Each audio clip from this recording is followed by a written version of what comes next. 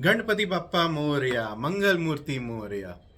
जैसे मैंने किया था, हम अभी आज डे 3 पे हैं ऑफ गणेश चतुर्थी। तो मैंने गारंटी दी थी कि आपको ये बताऊंगा कि गणेश जी को तुलसी क्यों नापसंद है। तो सबसे पहले मैं बता दूं कि गणेश जी को तुलसी नापसंद ऐसा कुछ नहीं है। इसके पीछे एक डीप कहानी है। तो ये मैं बता दूं कि गणेश जी ने जब जन्म लिया था तो उनने ये सोचा था कि वो हमेशा ब्रह्मचारी रहेंगे और वो अपने कार्य में बिजी रहेंगे। तो एक दिन गणेश जी एक नदी के किनारे ध्यान में लीन थे। तभी वृंदा, जो तुलसी जी का मानव रूप थी, तभी तुलसी जी ने अपना एक पौधा रूप नहीं लिया था। तो वृंदा ने गणेश जी का इतना सुंदर मनमोहक दृश्य देख के उनके मन में गणेश जी से शादी करने की इच्छा प्रकट हुई। तो उन्होंने गणेश जी का ध्यान तोड़ते हुए बोला कि हे प्रभु, हे गणनायका, मुझे अपनी पत्नी के रूप में स्वीकार करिए।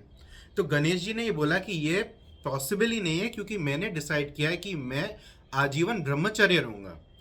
इन दोनों के बीच काफी बोलते ना नोक झोंक हुई। तभी अंत में तंग आकर तो वृंदा जी ने गणेश जी को यह श्राप दे दिया कि आप मुझे रिजेक्ट कर रहे हो, जाओ आपकी 2 शादियां होंगी। तो गणेश जी को भी ये सुन के इतना क्रोध आया। तभी उन्होंने तो वृंदा को यह श्राप दे दिया कि आपकी शादी एक असुर के साथ होगी, जिसके कारण आपको बहुत कष्ट झेलना पड़ेगा। ये जो दोनों ने एक दूसरे को श्राप दिया है, इस कारण जब वृंदा ने तुलसी जी का रूप धारण किया और तुलसी पौधा बने, तभी भी गणेश जी ने यह घोषित किया कि वो तुलसी पौधा की जो पत्तियां हैं वो उन्हें नहीं चढ़ाई जा सकती हैं, क्योंकि इन दोनों के बीच एक दूसरे को श्राप दिया गया है। इसलिए गणेश जी को आज तक उनके प्रसाद में तुलसी जी या उनकी पूजा में तुलसी जी का यूज नहीं किया जाता है। तो ये तो है तुलसी जी, चलो हम लोग नहीं यूज करेंगे गणेश जी। पर गणेश जी को दुर्वा घास क्यों इतनी पसंद है? क्यों गणेश जी जिनको हम मोदक बनाते हैं, इतनी अच्छी अच्छी बड़ी बड़ी मिठाइयाँ देते हैं, उन्हें इतनी छोटी सी घास से इतना प्यार क्यों? कहा जाता है कि सारी मिठाइयाँ सब साइड में रख दो, उनको बस दुर्वा से पंखा कर दो, वो आपके लिए दौड़े चले जाएंगे। तो ये कहानी भी बड़ी रोचक है। बहुत समय पहले एक असुर हुआ करता था जिसका नाम था अलनासुर, और वो असुर का शरीर खुद ही अग्नि से बना हुआ था। उसने महादेव सबसे वरदान ले लेके इतना शक्तिशाली हो गया था। जैसे कि हर असुर के साथ होता है कि शक्ति पाने के बाद वो पागल हो जाते हैं, तो उन्होंने अत्याचार करना चालू कर लिया। और अलनासुर ऐसा करता था कि वो जो भी उसके सामने आता था उसको, क्योंकि वो स्वयं अग्नि रूप जैसे था, डिवावर करता जाता था। बस ही वुड सॉलो देम होल।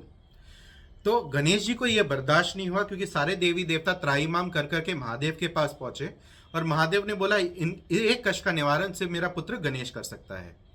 तो गणेश जी ने जब अलनासुर को युद्ध के लिए ललकारा, तो उनके बीच में एक बड़ा भीषण युद्ध काफी समय तक चला। अंत में युद्ध का यह निष्कर्ष हुआ कि प्रभु ने सीधे सीधे गुस्से में आकर, जैसे वो उनके भक्तों को निगल जाता था, प्रभु ने स्वयं अलनासुर को ही निगल लिया। अभी निगल लिया तो उन्होंने पूरे ब्रह्मांड की रक्षा तो कर ली, बट क्योंकि वो स्वयं अग्नि रूप जैसे था अलनासुर, प्रभु के उदर में इतनी अग्नि आ गई कि प्रभु बर्दाश्त नहीं कर पा रहे थे। वो दर्द, वो पीड़ा वो बर्दाश्त नहीं कर पा रहे थे। कई ऋषि मुनि ने कई लेपों का, कई चीजों का, कई औषधियों का लाए उन प्रभु के उपचार के लिए, पर उनको कोई उपचार नहीं हो पा रहा था।